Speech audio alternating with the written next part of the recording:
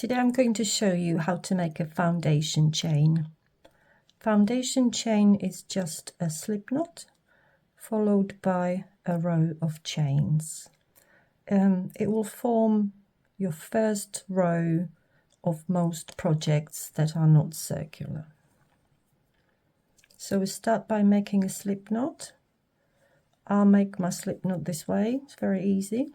I'll lie my yarn flat, grab the tail end, flick it over to make a loop, flick this loop over again across my working yarn. I take my hook and fish out the yarn in the middle and then just pull on both ends. Nice and snug, but not too tight. So let's start our foundation chain. So you want to be able to grab your working yarn in a way that creates some tension. I hold it like this. I wrap it around my little finger and then over my index finger, and that creates my tension. But there are various ways. You can just grab it between your fingers like this, as long as you've got this tension here that you're able to control. And all we do is wrap our hook around our working yarn, twist the hook down so it'll go through the slip knot easily, and pull through. And again, wrap your yarn, turn your hook and pull through.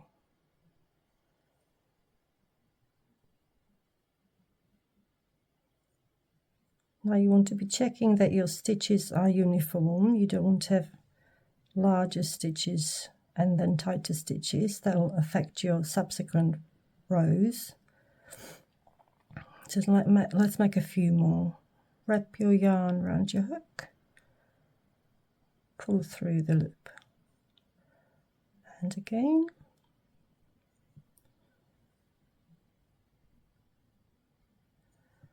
Now, if you do make a stitch that you don't like, let's make a couple of loose ones.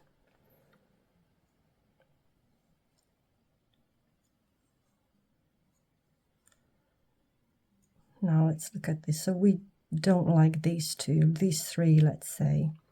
You're always able to unravel and start again. You can either pull on the working yarn, or you can find a stitch that you do like. So this is the last one I'm happy with. Stick your hook through it and then just pull on the yarn and it'll stop where you want it to stop. And you can continue.